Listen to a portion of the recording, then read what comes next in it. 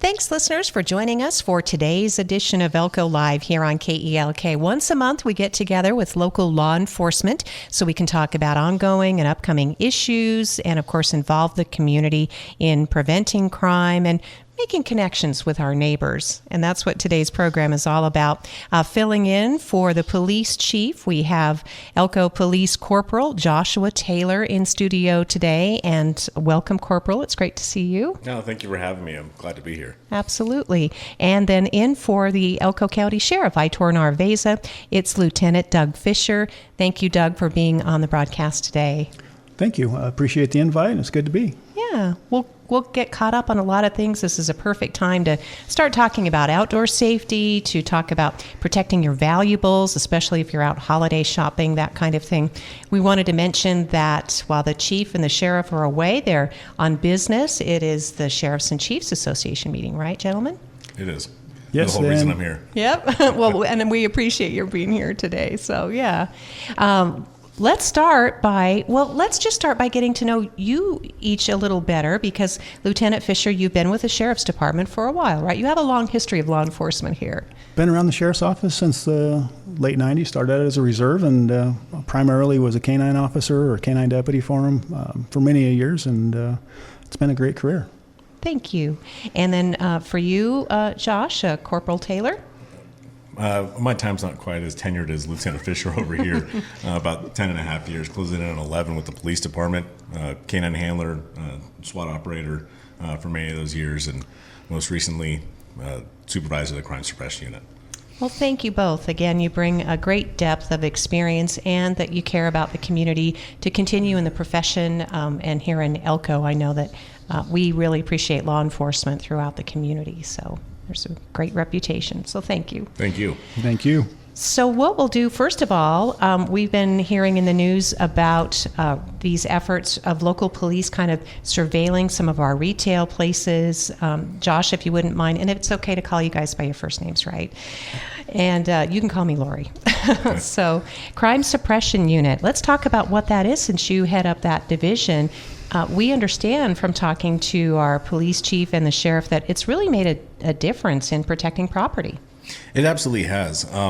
When it comes to the Crime Suppression Unit as a whole, we started off as a property crime unit. So we're investigating burglaries, thefts, anything of nature where it's just the property's been taken, or with our goal of recovering the property and finding some type of suspect and getting a successful prosecution in the end. However, we've really branched out almost like a Swiss Army knife. And so we're not only conducting these operations with our retail businesses in town that are seeing hundreds of thousands, if not millions of dollars of property being stolen a year, working with their loss prevention, working with their corporate and how to build better systems within their department so we can curb that amount of property being stolen out of our community. But pushing even further, we take on all the property crimes when it comes into the police department. We pursue those. And we continue to branch out into undercover operations, narcotics investigations, and just become I kind of call it the trash bin of the police department, because if there's a case that no one has time to work or if we get any information on it, it comes to us and we'll chase it to the end. Well, in fact, our members of the undercover operations and Josh being here today, if it were a television, you could see that you look kind of like an ordinary guy, right? In Elko or... I definitely try to. I mean, you blend in. I try to blend in, full beard, not really have a lot of insignia. And, you know, that's really an important facet of what we do. We don't want to stand out. We want to be able to gather intelligence and be able to find people, places, things without being seen readily by people that don't want to be seen by us. Right. Now, we know that in the past, before we had what's known as the CSU, the Crime Suppression Unit, it seems like the community would have to endure weeks or months of sort of perpetual crime or similar crimes, break-ins, things like that. And that's, I guess, how this Crime Suppression Unit came about, is we found some pretty typical people doing the same things over and over. Absolutely. When you look at crime as a whole, you kind of look at it almost like the Pareto distribution, where there's the top few percentage of, members of our community that are committing 90% of the crime. And if we're able to follow these crime trends, look at the data, and we take in that data, extrapolate it into where we need to work these areas, we're able to stop the crime quickly. So it's become more of a crime prevention. And if I may, on the property crime side of things, it's a very difficult case to work as well because property moves so quickly. So if we work a case or we allow a case to sit for a couple of days due to the influx of new cases, that property is going to be gone forever. So that's part of why our unit was born, is we are able to attack those cases and able to look for the property and recover the property quite quickly. And that's why we can bring Lieutenant Fisher in, because we know that one of the most recent, resolves of this type of activity involved the Sheriff's Department. There was a lot of collaboration. There was a residence, I think, out in the South Fork area, Doug, and there was a lot of property. I mean, tens of thousands of dollars, I think, recovered or at least discovered there. We've had several cases that we've worked with the CSU between South Fork and here in town, and that we've been able to collaborate and get guns back, personal property. It's been a benefit for the entire community, not just Elko, but Spring Creek. We've put our efforts together. We share information on a daily basis, and then we're able to bring that property back. So one that was out in South Fork was a lot of retail stuff that was stolen from our retail vendors, and there was also some personal property that was actually in there. So there were several cases. I don't remember what the actual end. I'm sure Josh could tell us how many cases that we were really able to close up and bring that property back. So it was great. In the end, there was a total of 7 different burglaries that were tied together to that area, and obviously not all the property was recovered, but a substantial amount. I mean, we're talking about, my best guess, without looking at my Excel spreadsheet, is around $90,000 worth of property that was recovered from that one location itself. Wow, that's amazing. And then you also mentioned, the property sitting around, or what people like me might think. Well, are they fencing? Are they taking it to pawn shops? Are they selling it on social media? I mean, what's the point of having all that stuff sitting around like that? Yes to all of it. Okay. So throughout these investigations, we'll find that a U-Haul, they'll rent a U-Haul, and they'll take $100,000 worth of stolen property to Arizona. Oh, or to do a Colorado. swap meet or something. Swap meets. They'll go to, obviously, pawn shops, which we monitor the pawn shops. They go out to all these areas and sell them out. However, it's also almost used as currency within the criminal world. And so I have these 2 guns, if you can give me, those couches and this TV. And it gets changed hands and moves around quite quickly, to the point where some of our cases here, we found property from cases in North Dakota, Idaho, Montana, California, all around the United States, really, because the property gets traded so quickly. Wow.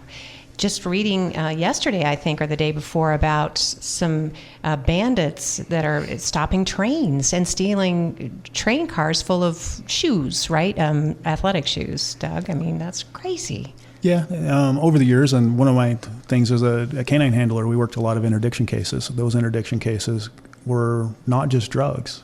They were actually counterfeiting,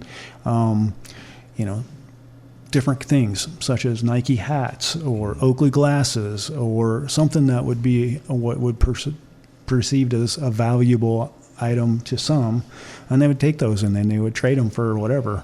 One of the bigger cases is a movie that came out that we had. I think it was about 450 CDs of a movie that hadn't even been cut and ready and out, but someone had actually stole it and was getting ready to put it out in Southern California, but we intercepted the copies. We did that right here. I say we did that right here in Elko County, Doug? We did, and that was quite a few years ago. That's exciting, though.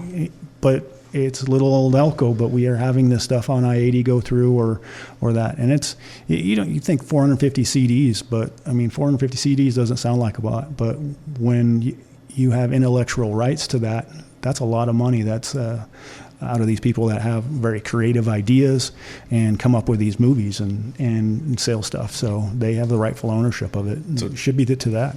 Doug, can I just say, for the next any type of train heist, I would love to see your mounted unit Yeah, that come would do something, give an ode to the old Western days, Exactly. especially the birth of Elko. That would Well, be amazing. The Well, last stagecoach robbery was here. Yeah. They are out there active. They'll be out there active this weekend at the Nevada Fair in Carson City. They're going to be riding with the sheriff and our mounted unit, and they'll also be down where they're meeting up with the other sheriffs, the Carson City and Washoe guys, taking the horses and showing us pride. Sometimes that's what it takes. Absolutely. Yeah, that's really cool. So we've been hearing about the Crime Suppression Unit, what the specialized plainclothes team members do. They're proactive. There's a mention here about education, making connection, and building trust, because obviously you want the public to be able to report something that concerns them, Josh? Absolutely. You've seen a failure at times, and it happens, where maybe someone's case wasn't handled in the way that the member of the community wanted it to be handled, or they didn't get the property back. And so they're really reluctant to call in and report it again. And so the biggest success of any unit and really any business is social networking, or networking with your community. And that's what we're slowly trying to build back. Because if we can have a community that works well with CSU works well with the community, we're going to have a better culture within our community as a whole, and we're going to have a safer community in the end.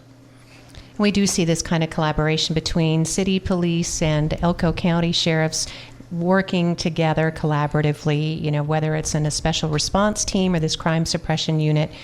So now we just want to encourage the community, right, first of all, I guess to protect themselves. I like that you phrased it this way, in home and vehicle hardening. We hear that used a lot when it comes to wildfire prevention. And it's the same thought process when it comes to homes and vehicles. First and foremost, just lock your vehicles. I know that sounds silly, and I hate to say it, it's not little old Elko anymore, or what we would like it to be. I have interviewed tons and tons of people who have committed vehicle burglaries, and they all do it the same way. They walk down dark streets and they pull on door handles until they find one that's open. It's very rare that they break a window and spend their time burglarizing that vehicle. They just find whatever's unlocked. So if we can lock our cars, we can lock our fences, lock our sheds, lock our houses, close our garage doors. I don't know how many people I wake up at 2 o'clock in the morning, let them know that, hey, your garage door is open. Do you mind if I close it, or is it broken? If we can just start with that, that's going to curb a large percentage of this crime. And then also the things that you can purchase.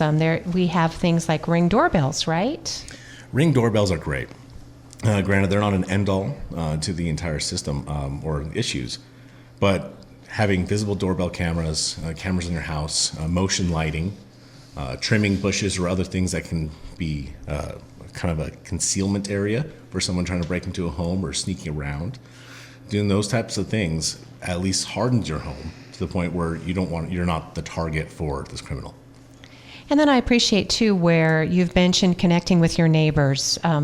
It's not as easy as it used to be, I guess, when you could run over and borrow a cup of sugar when people were baking and needed a cup of sugar. But knowing your neighbors and then reaching out to them is good. Absolutely. If you can reach out to your neighbors, and I call it force multiplication. It's a force multiplier. Obviously we know each other, right? I mean, because we're neighbors. I know my neighbors what they drive. My neighbors know what I drive. We talk. We exchange Christmas cards and cookies. But at the same time, because I know them and they know me, they know what vehicles belong at my house. I know what vehicles belong at their house. And so when there's something that's out of the ordinary, they may have the inclination to call. So if they can network and they can become part of their own miniature community on their street, they can safeguard each other, and we can just have a better community as a whole. I always warn the new people when they move in, I am the Mrs. Kravitz of this neighborhood, so. I love it, though. I was going to say, I'm glad that you guys got the reference, but yeah. I mean, that's an exaggerated reference. But yes, I do like to be aware, and I do take a certain pride in keeping our community, our neighborhood safe. And so, Doug, do these practices work in some of the outlying areas, places like Spring Creek, where it's more spread out? They do. Well, I highly encourage those neighbors to get to know each other. I can tell you on my street, just recently we had a couple vehicles that came down, and they were foreign to being down there. I called them and they said, no, I should not have a such a vehicle that's coming at my driver. And then they call me right back. Oh, we're playing bunco. That's another friend that's showing up unexpectedly.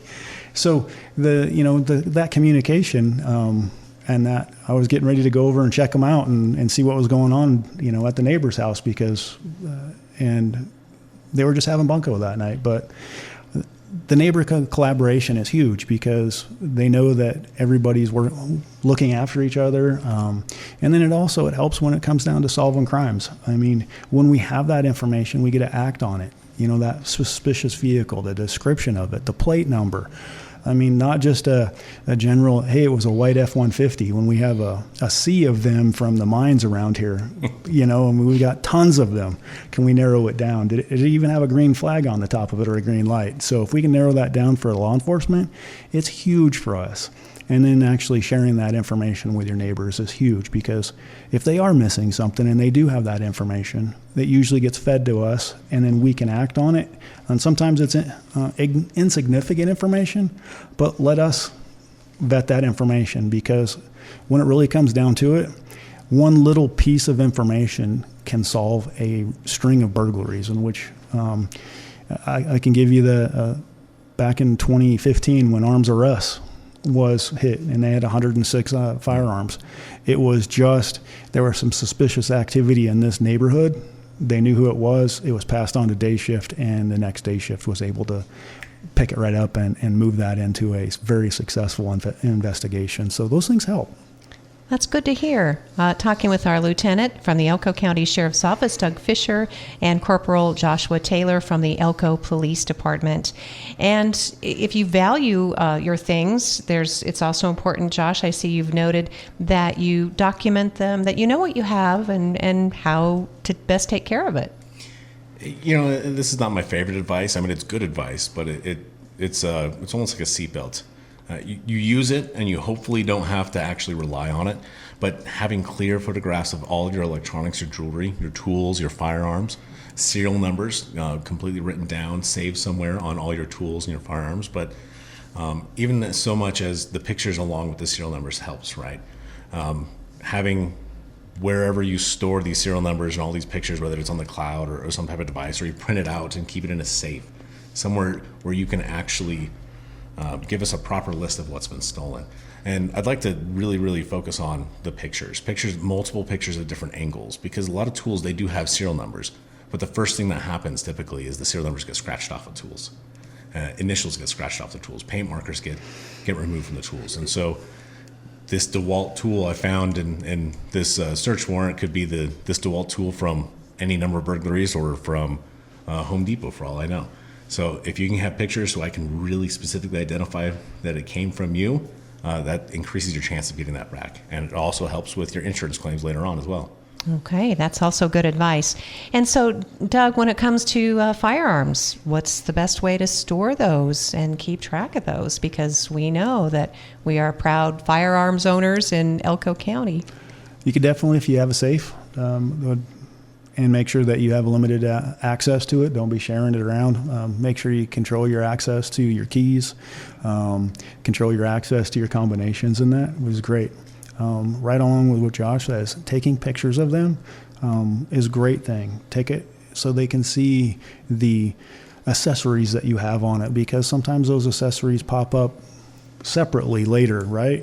And, many gun owners around here like to change their accessories on their guns. So, if you take one picture when you first bought it and, many years later you put something else on it, you put a Cerakote on it or change grips or something, update your pictures every once in a while. It'll help. So storing that in a locked place is great. Just having them laying out in your house is a huge risk. I was just going to ask, too, if one more question on that topic. Is there ever a good time to keep your handgun in your glove box? I would say no. If you're traveling and going from point A to point B, okay, great. But leaving it in there overnight, long extended periods of time, no.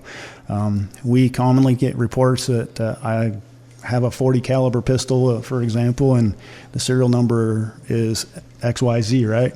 When's the last time you've seen it is a question that we'll ask them. Last time I saw it was when we went to the range 6 months ago. Where do you normally store it?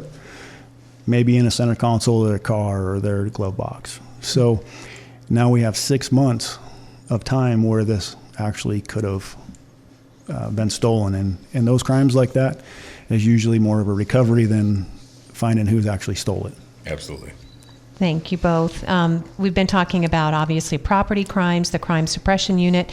Josh, since this is what you supervise on behalf of the Elko Police Department, I want to make sure that we got to the main talking points you were hoping to before we shift gears a little bit. I think so. The Crime Suppression Unit as a whole is something that's been probably one of the best parts of my career so far, and the most stressful. But I love it, and I love the way it's growing, and we hope to increase in numbers so we can help not only this community as Elko City proper, but like Doug has already said earlier, we've gone out to the county and helped there. We've helped Lander, White Pine, we just recently in Washoe County, helping them out on one of their operations, and look to see it to grow and hopefully continue to serve this community for many, many years. Thank you, Josh. Josh Taylor from the Elko Police Department. So now we'll talk about, there was a recent arrest of, or I'm sorry, it was a conviction, which the Elko County Sheriff's Office, it was very hard earned. It took a lot of time. And I wondered, Doug, if you wouldn't mind telling us about this child sex trafficking case, because obviously next to murder, it's among the most heinous crimes I think that our society can see. Well, sex trafficking and human trafficking is becoming more prevalent across the country. It's initiatives, the Safe Streets initiatives started in 2006, and there's been putting a lot of federal resources on it from the FBI, Department of Homeland Security, and all that. And it's become a focus because it's truthfully a problem that we have. So in January, we were presented with a case that started at our agency, where we made contact with Mr. Monson and basically had identified that he had lured a 15-year-old via the internet and the phone and sent him money. Ultimately, it was around $2,000. Giving to a 15-year-old is huge, right? I mean, now they got status and they can do a lot of things, and it's a huge allure to get them to come out. But ultimately, we were able to work and put that together, that he had traveled from Nevada all the way to Colorado, had made several stops along the way in different locations, and put that case together. We were able to make contact with the victim and get an interview with that. And in these cases, everybody thinks that they're a really easy case because people will come forward and say, hey, I'm being human trafficked or sex trafficked or traded for whatever it might be. But it's not. People don't want to talk about that. That is not a prideful time. That is a very low in their life, and they also, at times, you'll be taking away their money, their bread and butter, if you may say. They're comfortable in that position and they don't have any other place to go. So we really got to work with them to get them to open up to us. And those cases are very difficult. They're time consuming. And in this case, yes, it started out in Elko, but we had help from Winnemucca PD, the FBI, agencies in Colorado, agencies in Utah, and ultimately with this case, since it went across multiple states, the FBI actually took it, we forwarded it to them, and then ultimately the AUSA out of Reno, and that was able to process it. Megan Rayshow did a great job putting that together and taking that case.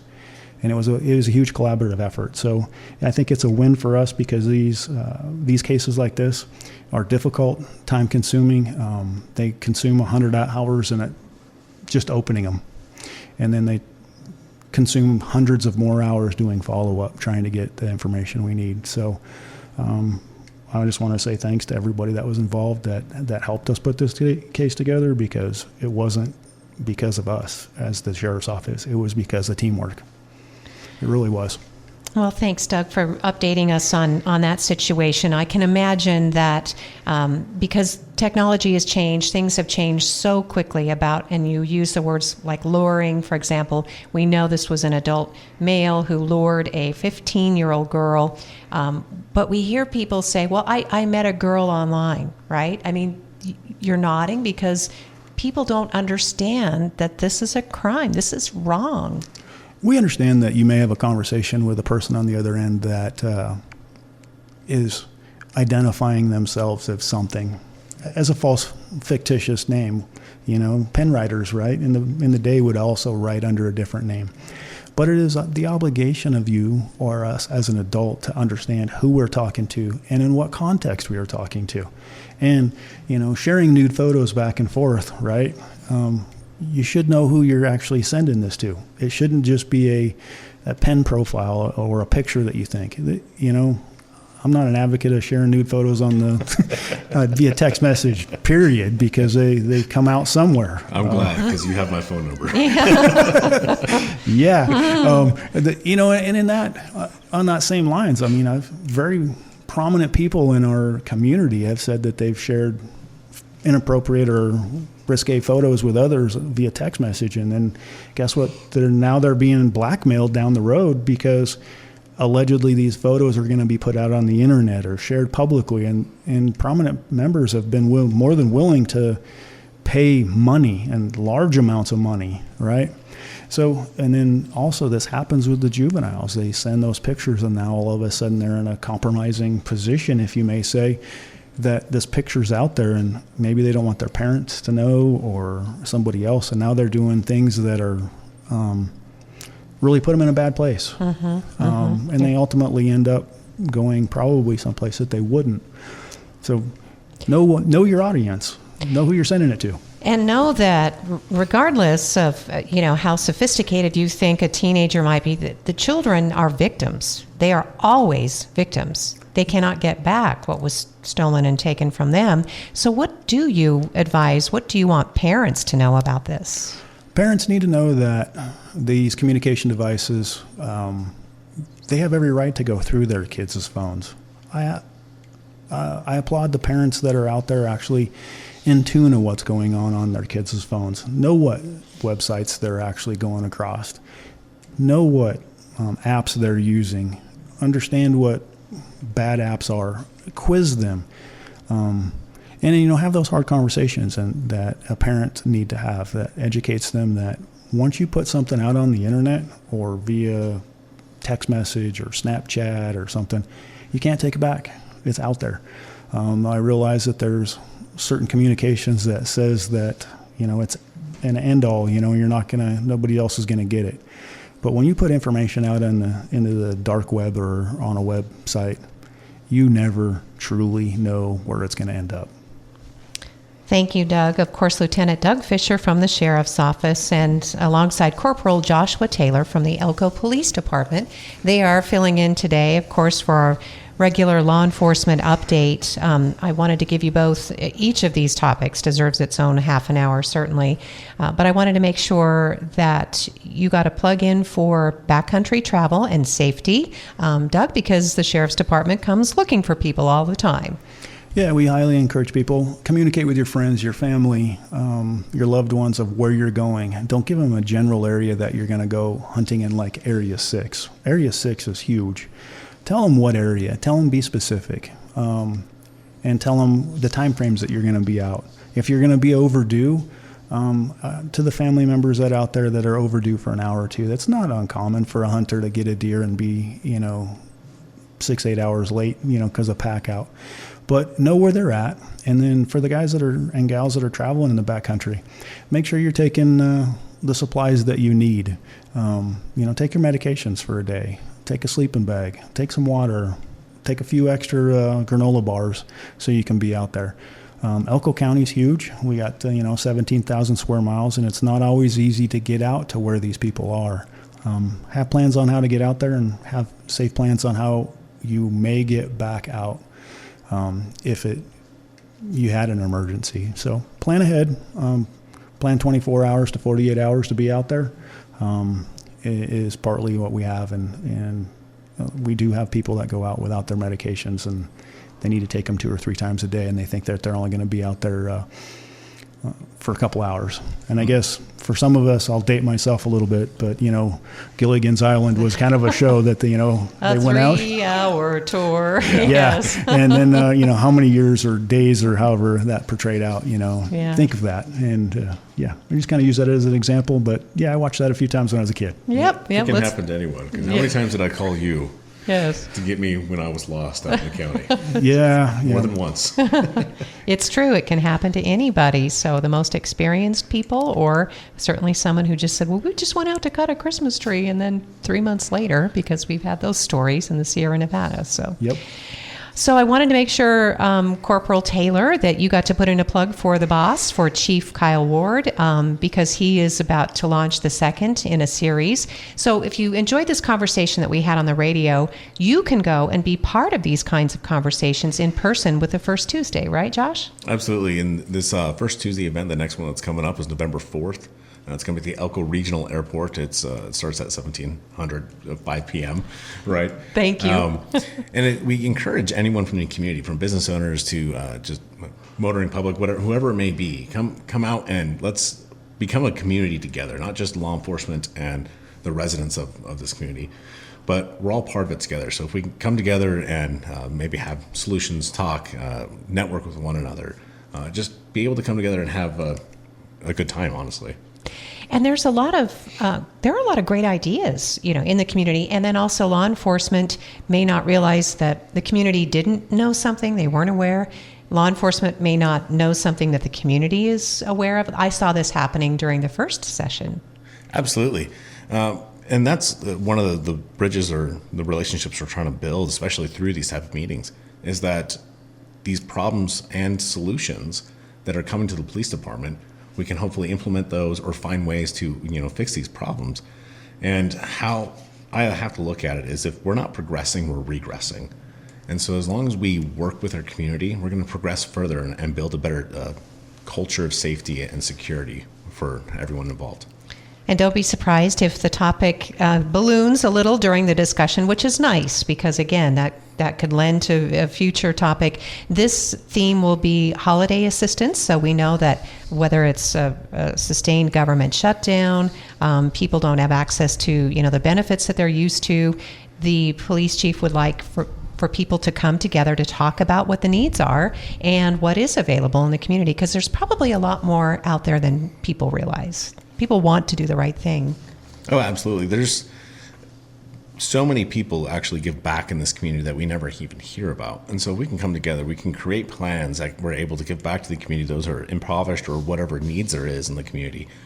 Create a plan, and so that we can have the maximum amount of effect on the community as a whole, especially when it comes to holiday season. This is a very difficult time of year for everyone involved.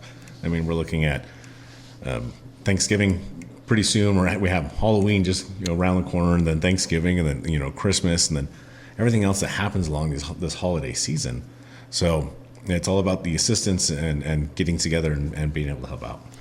So again, that next First Tuesday with the topic Holiday Assistance will be Tuesday, November 4th, 5 to 7 at the Elko Regional Airport. Expect a good turnout from local agencies and law enforcement, but mostly help guide the conversation by being there in person. And you can just be an interested citizen and come and listen in. And who knows, you might stick your hand up in the air and ask a question. So, well, Doug, did we get to everything you were hoping to today? Actually, I'll bring up one other thing that kind of goes along with the CSU unit is scams, phone scams and internet scams. If it seems suspicious, reach out to your local law enforcement agencies. We don't call you and tell you that you have a warrant for your arrest and then to money order $2,000 or Bitcoin it or send it through Western Union. That's not a common practice from local, state, counties, federals, none of us. That's not how we do business. Getting that out there. We come to your house and we have a conversation face to face, usually is how those things occur. So if somebody's calling you, wanting money from you, step back, start asking some questions. And then if you need to call and see if this person's working for the sheriff's office or the PD, because many of the calls that we do get, they do use our names. Our names are out there. We're on the radio today. It's easy to grab my name or Josh's name and then say, hey, and be a bad actor and ask for money. We're not going to be doing that. So be aware of that. We've had lots of people that have sent money, unfortunately, and when that happens, the recovery rate or success rate on a prosecution is extremely low. So the prevention on that is where we need to be, is slow down and before you're going to think about sending anybody money. Absolutely. And just to jump one more thing, that's a great topic to bring up. There's programs that you can get on phones or even using your computer where they can change their phone number. And so it comes up as the Elko County Sheriff's Office. It comes up as the Elko Police Department. And when they look it up, it's our actual number is what it shows on their caller ID. That's another tactic they're using in these scams. So listen to Lieutenant Fisher here. Don't send any cryptocurrency or money or buy the green dot cards and mail it to Africa because you have a warrant out of the little Elko, right? Just call our departments. Let us handle it. Yeah, these scams are so sophisticated. There's a banking scam, I understand. I think your department's released something on that too. Very convincing, using very personal information. And so one person, I think, lost several $1,000s in just a few strokes of a computer keyboard because they really thought they were on the phone with their bank and that they had to transfer money. So it can happen to the best people. The other thing too, approaching the holiday season, there are a lot of lonely people out there, and it's really sad when someone falls for one of the romance schemes. Those are still happening, and it's don't be embarrassed, but if something like that has happened to you, make sure you report it, so at least if that's happening again in the community, that we can let people know what they need to be aware of. So it's catfishing, I think sometimes is what it's called, or catfishing is the correct term, absolutely. Okay. And if they're using like Telegram or something like that to try to contact you, you can bet it's probably catfishing. All right. So protect yourself. Talk to your friends, family, neighbors. Take care of elderly people. Some of us are not as familiar with this technology as the younger people. So it's going to be up to younger people to help keep us safe too. So thank you both for being on the program today. Really appreciate the time, and I hope you'll come back. Absolutely. I say thanks for having me, and great conversations today. I'll come back anytime. This was fun. All right. Sounds great, gentlemen. Again, we've been talking with our guest from the Elko Police Department. It's Corporal Josh Taylor, and from the Elko County Sheriff's Office, Lieutenant Doug Fisher.